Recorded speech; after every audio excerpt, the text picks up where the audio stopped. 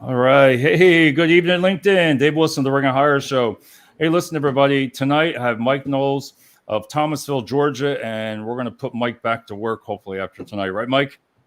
Exactly, David. Great to be here. Thanks for having me. It's a lot of fun. I want to thank you so much for coming on. This is the best part about the show that I love doing. It's just helping people just find work. And we're going to talk to Mike and really deep dive into his background. And we'll be right back after this video.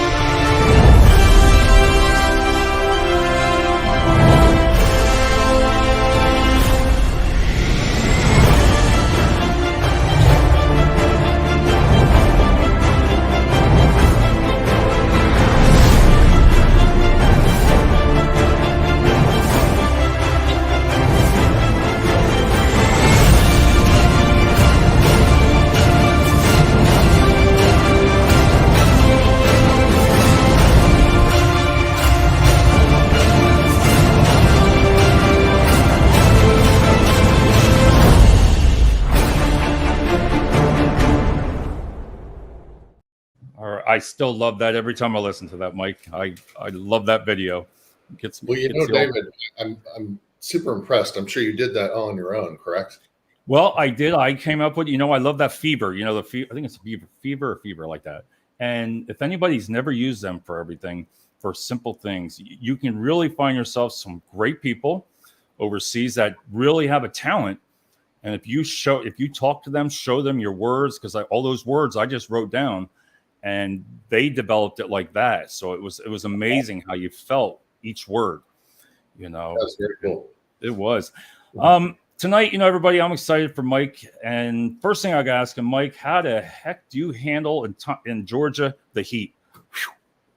Well, at this point in the year, I walk outside and my glasses immediately steam up. So I try to immediately get in the car and make the car to where I'm going as quickly as possible. But I have been in Texas, as we were talking earlier. I've been in Texas and in the South around different locations like Birmingham, Jackson, South Georgia.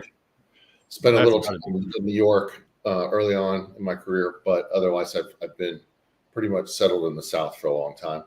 I guess you get used to that heat. Mm-hmm.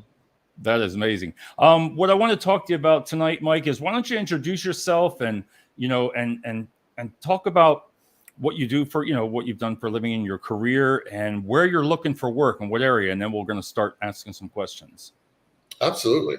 So I got an undergrad in marketing from Ole Miss and didn't really know what I wanted to do, and kind of fell into the advertising industry. Worked for a big agency up in New York on Madison Avenue. Going to start off my career there in what you call account management. So really that person who's the main contact with the client on a day-to-day basis, managing the business, managing the strategy, project managing, all working with the different departments within the agency, whether that's creative, media, account planning, whatnot. And just fell in love with the business. It's a very creative field. It's all about business to consumer marketing. And so started my career there. Spent a number of years working at some different agencies, both large and small. Right. Got a lot of exposure to traditional media at the beginning of my career. So tactics like TV, radio, out of home, those kind of things. A lot of experience with developing, producing, and measuring those kind of tactics. Then that evolved into more digital marketing experience and social media. So from a digital standpoint, that's display, that's video. A lot of it's programmatic now, so a lot of it's automated. As social has evolved, as we talked about earlier as well, it's really hard. It's really a pay-to-play business now, and so it's just very hard to get into and build an audience from an organic standpoint. Right. So in the middle of all that, went and got my MBA at the SMU Cox School of Business. When you're working with clients like Nestle and McKee Foods and things like that, it helps you have that education, have a seat at the table to be able to relate on their level and really know what's going on. Yeah, you got a lot of years of experience. Yeah. So did that. And then more recently, I took a job on the client side. So more in the corporate marketing department. And in that role, kind of driven by COVID, I got heavily involved in e-commerce. So both from the standpoint of content and how do you get your product content good to go. You get it out. All of your brick and mortar retailers, which are basically, in the case of what I was doing, Walmart.com, Target.com, and all the retail grocers.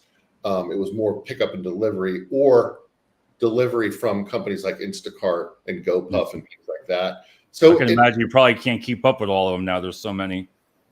Instacart is the big one there. But so I've gotten some well-rounded experience, both wide and deep, from an integrated marketing standpoint. And right, as far as what I'm looking to do, I'm open to a lot of different things, but I really want to try to build on the experience that I had most recently. And so right. that is on the corporate side, but there are a lot of companies that have their own in-house advertising agencies. So they've taken a lot of the resources in-house. That's an interesting opportunity. We had a little bit of that at my last role, but there are companies that don't use advertising agencies at all. They have everything. Don't use them. And so that's a whole different way to think about marketing. But those are kind of the things that I've been digging into. I've been looking into my search. All right. Let me get some people here. We got Rob from Pittsburgh. He's in here tonight. How you doing, Rob? How's it going, sir? And everybody's rock star here, Kenny Dunner. Everybody knows Kenny. Mike Knowles, I savor the flavor of awesomeness, and here's for sharing your delectable nuggets. You got to love this guy. Oh, yeah. Thanks, Ken.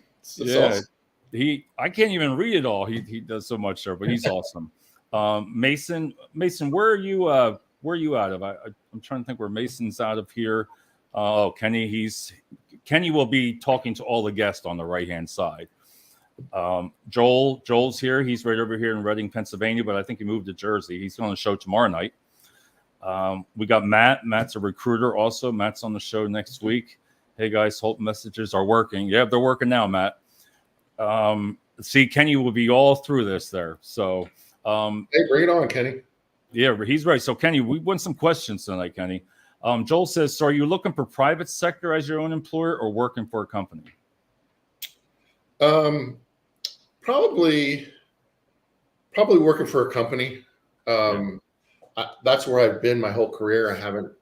I didn't make a choice to either start my own consulting firm or start my own agency. Right. So that's probably where I'll continue.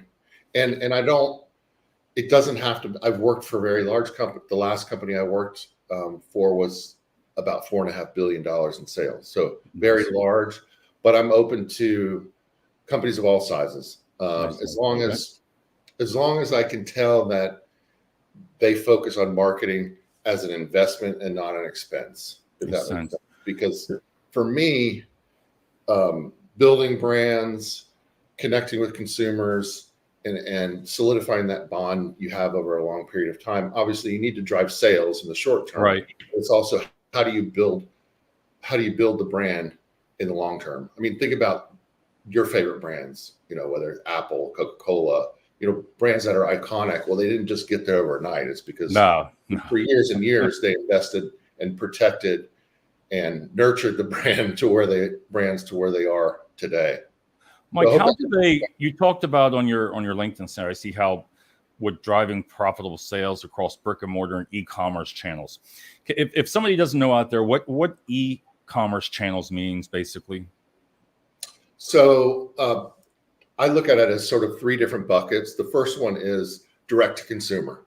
So you can go on TikTok and somebody set up a TikTok shop. There's a link, you click on it, you put an order in, and then they ship it to you. So that's what we call direct to consumer. Then you've got retailer.com.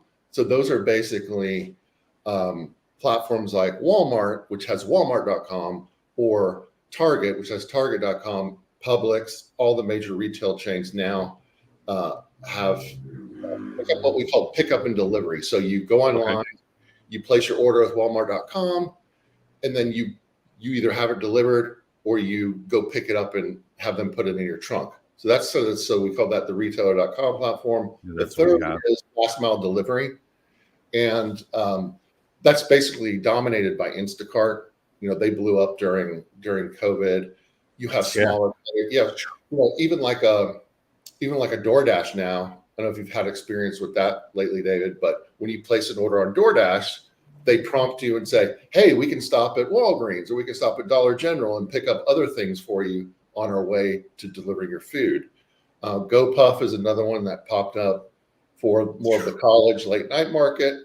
So, I mean, there's platforms constantly trying to break through in terms of. So you're constantly learning. You're constantly learning. Unreal when you do stuff like that, because you see it all the time popping up on the TV commercials, all kinds of, like you said, Grubhub, and a lot of people work for stuff like that, delivering, and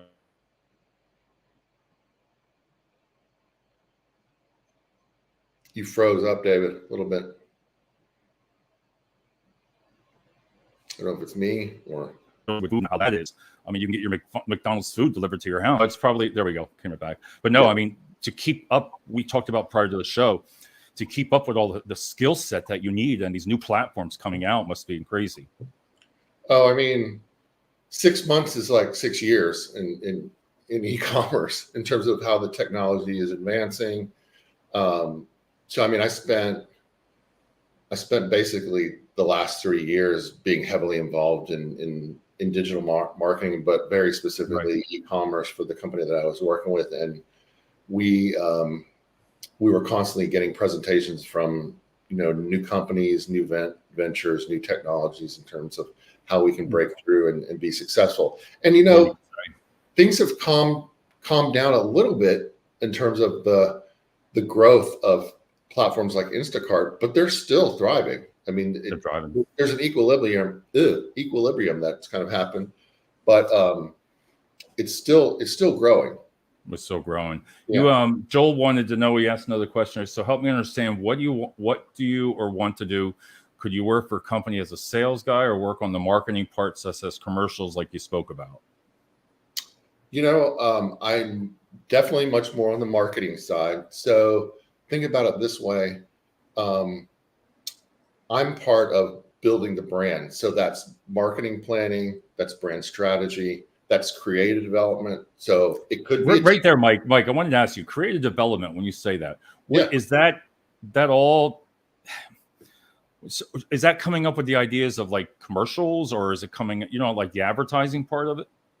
Exactly. And I would say most companies outsource that work, that part of the work. I mean, there are a few that do it in-house, but it's a very specialized skill with people that have very in-depth specialized experience to be able to develop ideas and to execute them in the form of video or a print ad or a radio spot or a digital banner ad or a social media ad. And the key there is what I try to do in my role as sort of a senior level marketing person, set the strategy. So what are the objectives? What are the strategies that we're going to implement? Who's the consumer and what do we know about the consumer and the best ways to connect to the consumer?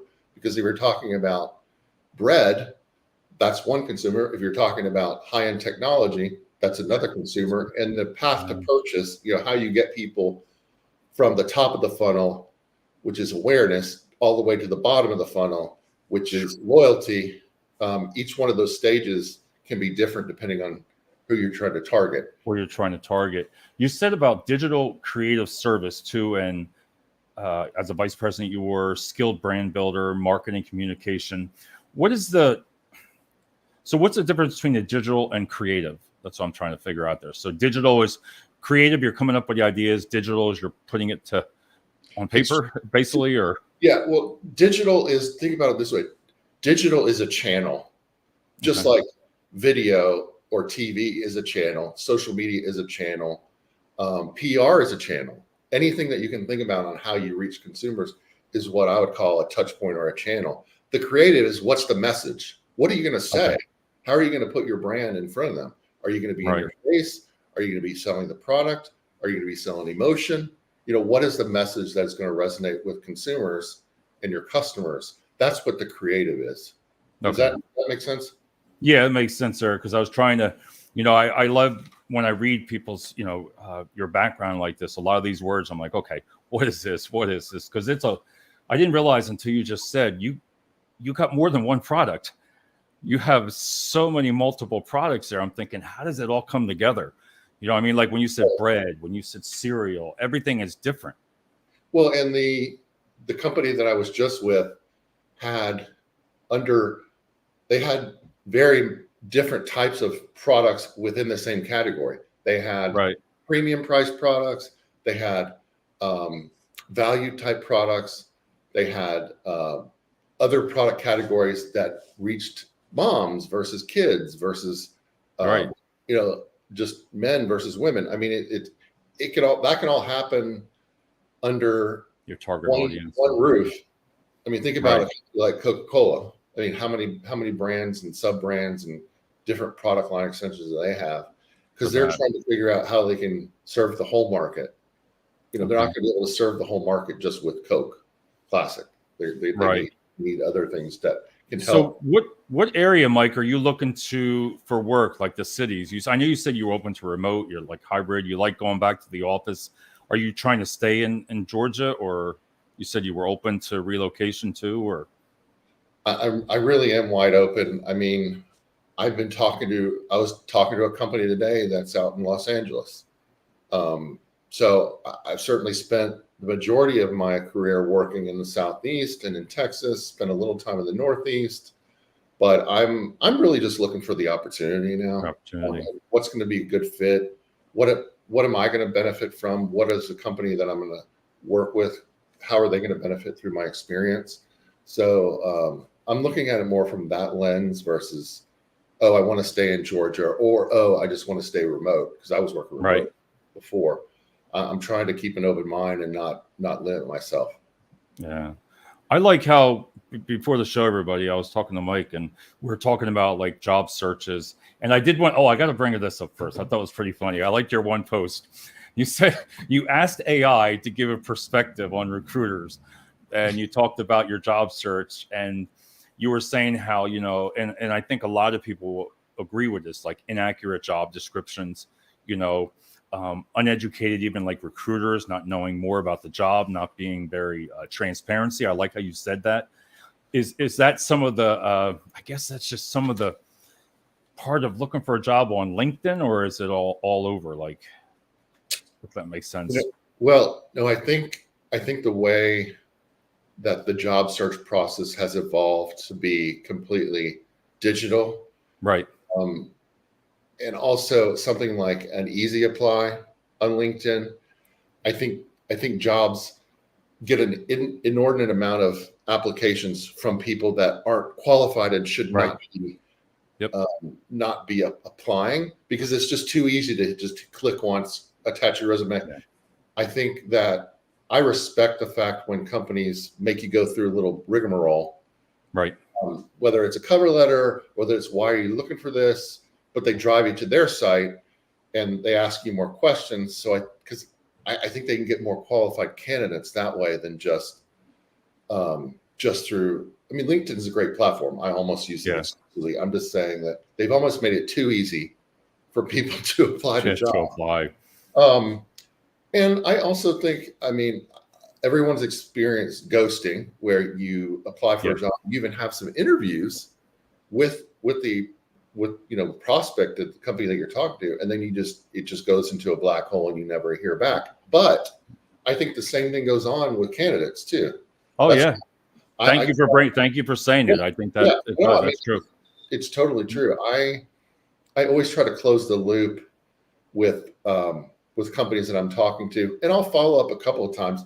I don't, if they ghost me, I don't take it personally. Maybe I did at one point, but I mean, they're overwhelmed. They're getting hundreds of submissions for every single job that they post. I told you that before. Sometimes I'll get like 150, 200 to 300 on a Monday.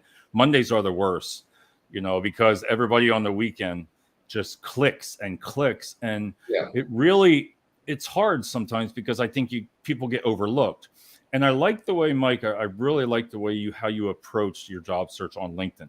I like how you said you research the company, but you research I love this part, who your boss could be. I think I love that.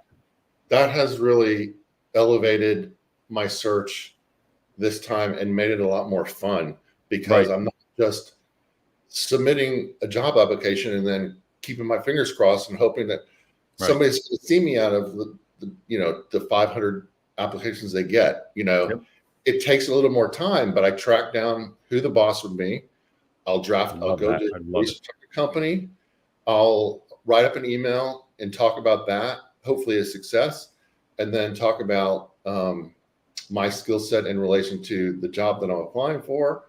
And I'll do that. I'll reach out to the boss, and then I'll try to reach out to somebody that's sort of a senior level recruiter or in HR as well, just so that I'm trying.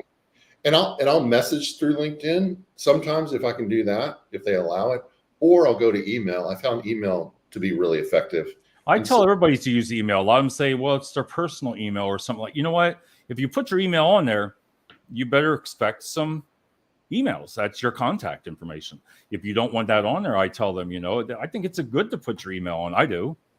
I've had a really good response from people. Even if I didn't get an interview, they'll say, thanks for reaching out. Or they'll come back to me, keep looking on our site for new jobs. But I've gotten almost every single interview so far through that method, and it's very effective. It takes more time, so you can't apply those jobs, because if you're really going to make an impression, then you need to say something substantial. Kenny says, Mike Knowles, welcome to Texas if you're like living in a furnace. Well, I did grow up in Texas, and I know it's been terrible over there. We just have more humidity than we have, like 110 degrees. But yeah, because you lived in Texas too, right? I grew up there. I grew up in Dallas. You grew up there, right? Matt says DM hiring manager work. See, that's and Matt does, he's very progressive. He'll go right after that person, and I've messaged people on LinkedIn. Like you said, if you don't get that response back, it's okay. But that one time that they remember when somebody, you know what, that person messaged me or something like that, that's a chance. Yeah. It's definitely going to set you apart. Yeah. I think also, while they're so painful to do, cover letters can be effective too. And I have to say I've cheated a little bit, David, because I have used some AI to help me maybe get started on that's what I use it as a tool. I'm guilty as charged. It's a very tedious process, and I'm not saying that I just hit a button and let AI draft, Chat GPT write it for me, but it'll help me make it better or tighter, not as long, that kind of. So I use it. Mike, I want to hit again for if anybody that just joined in or anything. Again, the job titles that you're looking for, and I know you're in Thomasville, Georgia, and surrounding, but if you could just name a couple of the job titles that you're looking for in what areas, again, just one more time there. Yeah, sure. So something like a vice president of marketing, and I know that's pretty broad, but like in my last role, my title was a VP of digital. So it was very focused on digital trends from a digital marketing standpoint and partnering with all the brand teams to help optimize the digital side of things. A director of marketing.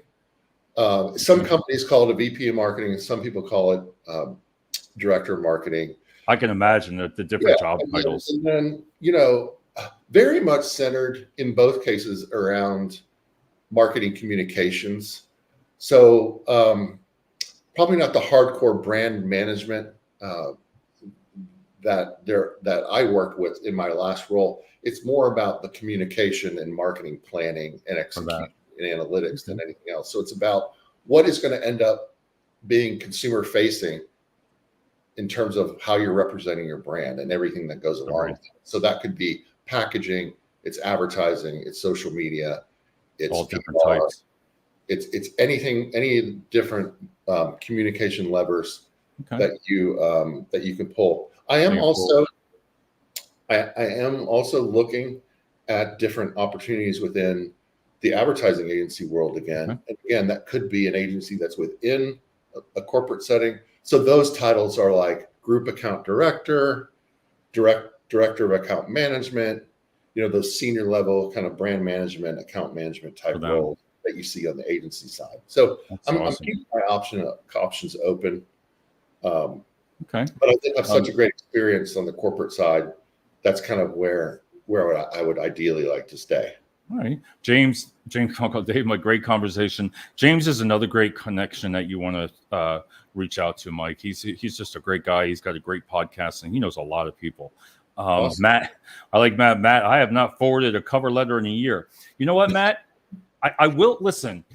I like when you said, I've had people write a letter that they've said they've mailed to the company, to the HR, to their resume, because nobody's ever done that anymore. Like, you know what I mean? Like, you could just used to be able to just send your resume to a company. Some people are even doing that.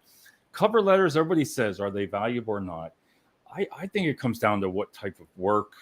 But if it's done right, correctly, like on yours, Mike, here on your LinkedIn profile, you really put down a lot of your successes of what you've done and results of it. And I kind of like that. Well, there are applications that require a cover letter, so I do those. And then I guess I should rephrase, if let's say they don't ask for a cover letter, it's that email that serves as a cover letter now. Okay. If that makes sense. I think that's very worth it, because I've just experienced a lot of success in a very short amount of time. So are they looking, when you said, I didn't even know companies make it mandatory sometimes. I didn't know that or anymore, but are they looking for something in that cover letter for some people that are going through a job search? Or what do you feel they're looking for? Results, or what you've done, where you've worked? I mean, they're going to see the hardcore results. Like, if you looked at my LinkedIn, you can see under every job that I've had, I've really tried to put cold, hard facts about how the work that I've done has had an impact on the business. So that's part of it. But it's also just trying to highlight the fact that what they're looking for in this role. So that's drawing on keywords that are in the job description and working those into, because if a hiring manager is reading an email that I send them and I'm hitting words that are very important to them in terms of the skill set and everything that they're looking for, then that's going to get their attention, versus just saying, "Oh, I applied to this job. I've attached my resume." Trying to make a connection. It's also about doing a little digging, and if they had a great quarter last quarter, saying congratulations and saying, "Wow." That, I'm going to stop you there. That is what it's about right there. I love the way you go and you're talking about this, because I still feel when you go back to Monday morning, you got a recruiter has 500, job applications. What you do is, if somebody stands out differently, I like how you said, you got to do the homework. That homework's got to be there. And I really enjoy how you've been, you go back to that, of letting them know, like, how many people know that the company did this? You must have researched it, Well, nothing in life is easy, David. You got to put the work in. You really do. And I know it's a pain. It really is. And I've spent sometimes too much time drafting these emails, but it works. I can attest to it. So Mike Mason says, on the topic of AI, do you see things of that nature as strictly beneficial tool for marketing agencies, or perhaps something that could negatively impact the creative side of the businesses that you were discussing earlier? Wow, what an insightful question from Mason. Yeah, I like that. That's pretty good, Mason. I got to give you a good one on that one. It's a very good question. Yeah. To be honest, I think it's yet to be determined, because there's some scary things as it relates to AI, and put in the wrong hands. Right. I think that I think that that can cause a lot of trouble. But I think from a marketing standpoint, I think that some of the tools that are out there, like I said, to help optimize the front end and the back end of your websites, for example. I mean, Right. How do you get people organically to go to the destination that you want? And there's definitely AI platforms that help seek out and tell you what keywords for a particular consumer or a particular category or brand that you're trying to reach will help. And I don't think it's going to impact the creative side necessarily. To answer the second part of Mason's question, I think the human element will always be the most important thing in creativity. Look, I mean, the computer's not going to replace, somebody who's really good at their job in terms of coming up with really good marketing and advertising ideas. Yeah, I think there's ways to use the technology in maybe some of the more behind the scenes things. I don't think it's suddenly tell AI, hey, create me a great award-winning commercial that's going to grow my business. They're not going to be able to. I don't think it's going to happen. I think that's pretty honest about it. Now, this guy uses Mr. Steve Farrell. He uses AI to no extent. Old habits die hard when it comes to cover letters. So that's Steve, right? There goes Kenny. Oh, here we go. Oh my God, it's nice conversation. It's so delectable. Kenny, edibly tasty good. You got to go there. I have a couple more questions for you on the personal side. Mike, what are you looking for in a company? We all talk about culture and work-life balance. In your type of business, what are you looking for in a company besides them looking for you? What are you looking for? I definitely I love a company that has sort of an entrepreneurial feel to them. Right. They're not scared of new ways of thinking and new ways of doing things, of trying things, and not always, hitting a home run, but you try, test fast and fail fast, I guess is the term. Right. And you learn from that and move on. I'm probably going to be better in a leaner organization, where I'm having influence, above, across, and below, where, there's not like 10 layers to get stuff that, we can move quickly, we can move nimbly, we can change. And I think the creativity, and again, a marketing and consumer first attitude, like I don't want to go into a company that's only about the data analytics. Data analytics are great. And I've worked with so many different platforms, most recently doing marketing mix modeling, which helps you optimize your marketing spend across all of the different touch points and tactics that you're using. It's super important. And I'm all about digging into the analytics, but I also I want to be in a company that thrives on big ideas and creative ideas that are going to make a splash in the marketplace and go viral and get consumers' attention. So I would say those are probably the things that I'm going to be best at in terms of the culture and environment I'm in. I mentioned I have kids. I want to see them.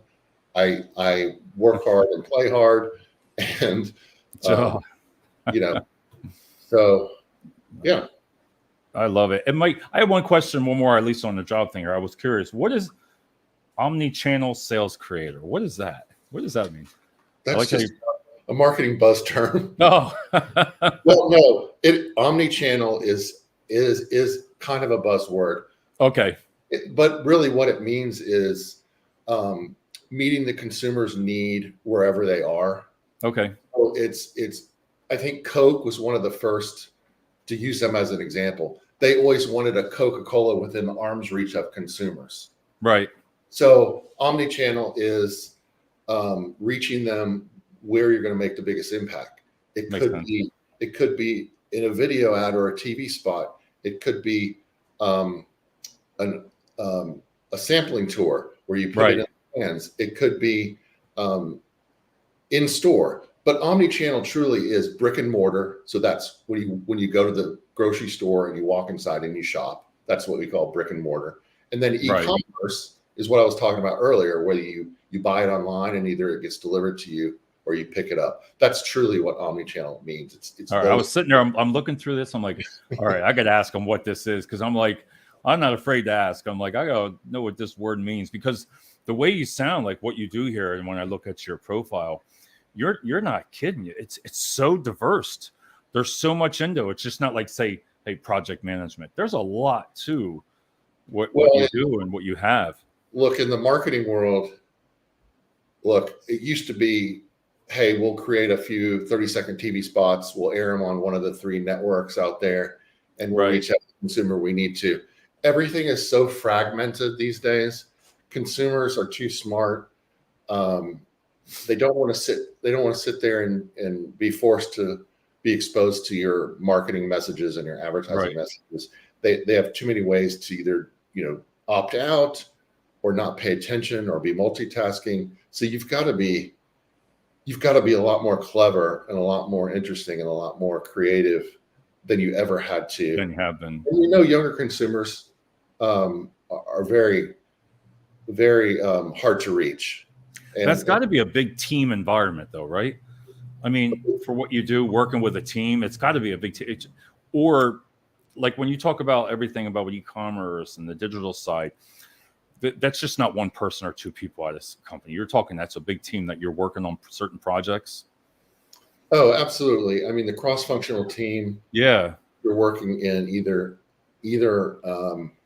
on the agency or corporate side. Think about it this way. In an agency, you have creative people, you have media people, you have account management people, you have accounting people, you have finance. So, and then on the client side, it's the same way. You're dealing with R&D, you're dealing with you're dealing with brand managers, you're dealing with shopper marketing people, so it truly is a cross-functional team. I mean, I guess that's pretty much most businesses, unless you're just a one-man band. Right. Understanding how to sort of harness the expertise of everyone on the cross-functional team and get the most out of the team is really a big challenge. Yeah. Matt says, don't go viral in the wrong way. Hey, that depends on who you ask. Some people, So, yeah, it might be better for some of the companies when it goes viral with negative sometimes. I'm like, wow. But I know what he's saying there. I can imagine. I guess teams don't. It's like rolling a dice. It's either you win or lose in a way, I guess. But that's funny. Don't go viral. I had one more question. There's always a big debate on that. In that vein, there's always a big debate, and we were having it recently. Was the role of a spokesperson, like a celebrity spokesperson. Right. They can instantly bring so much credibility and recognition, but then it can also go sideways really quickly. Yeah. They do something, wrong or do something illegal. I mean, so you got to really be careful and make sure that it's authentic. I mean, that's the thing. Do they have a passion for the brand? Just putting somebody's face on your brand just because they have a lot of awareness of who they are is not really the way to go. But yeah, the viral thing, it can really be powerful, but like you said, you are kind of rolling the dice. Yeah, just to see what goes there. I had one more question for you. Sure. One of my favorite questions I always like to ask is, if I had your family members or coworkers outside here and you were in here, what would they say about you, Mike? What would they say? What type of person you are? Oh gosh. Well, I think first and foremost, I'm very much of a team player. I grew up in sports, and I played tennis at Ole Miss, and so I've always been oriented. Even though tennis is an individual sport, you're still playing as part of a team. Right. So I can see the bigger picture, and as a leader, I think I have very good leadership skills. As a leader, it's about helping everybody else rise up and be successful, because if you're able to do that as a leader, then you're going to be successful too. So I would say that. I would say that I'm also, gosh. I like how you said that. Thank you. I like to be very much of kind of a nurturing type of manager. help coach, help mentor people, always having, not to use an overused term, but open door policy, and really be somebody that people can trust and actually learn from. You know, all my knowledge does no good if it's all stuck in my head. Matt, did you hear that? Matt, remember what he said there. We're going to remember that one. And I think, you know, the last thing is, I alluded to it earlier, you know, I work really hard and I take my work really seriously, but heck, I'm in marketing and creativity and advertising. It's supposed to be fun. Like you're dealing with things that are trying to influence people. And so don't take it too seriously. I mean, take it seriously, but have fun doing it. So I always try to make sure that if you look at some of the, you know, the comments that I have on my recommendations and on LinkedIn, I think you'd see people alluding to some of the things I've talked about in terms of what it's like to work with me. I like everything you said right there. And the reason I asked that question is because, you know, you said everything the right way about, I love leadership. We talk about it a lot. And I like that. You can, if you don't teach people, coach them, mentor them, you know, as your experience. I'm going to say it for me. I think as you evolve and you get older, and that experience of things that happened in your life, you share that and they learn from it. I think a lot of people do that. And the way you said everything there is just the perfect way. I can't believe, wow, almost 45 minutes. These shows go fast. Yeah, I know that it goes fast. I want to thank you so much. Yeah, no, I want to thank you so much for coming on, Mike, because I mean, you're in Georgia there, what you're looking for, and you know, for coming on the show and talking about it, I really appreciate it. And I'm hoping somebody out there, you know, good luck on your job search, and you know, we're here to help. So if anybody can help out, we're going to try it. No, David, I really appreciate that. I'm trying to take a very positive attitude in this job search and have fun. That's why I wanted to do this with you, because I was like, you came right on. You were like, let me watch it, and you came right on. And just finding new and more interesting and creative ways. Look, people want to help. People want to hire you. They want to hire the right person, and so it's a matter of, just like with anything else, how are you different?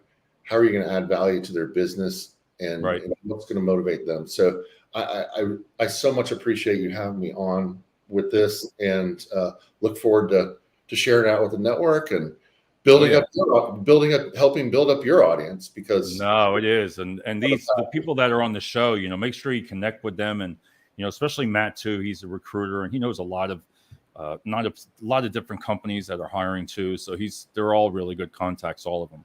You know, awesome. And I enjoy too, because that's my audience. That's where I can call any one of these guys here or girls, you know, and just ask them a question. They answer it like that for me, you know, because you use all their skill set, you know, from there. But again, Mike, thanks so much. I appreciate it. And we're going to talk right after this video.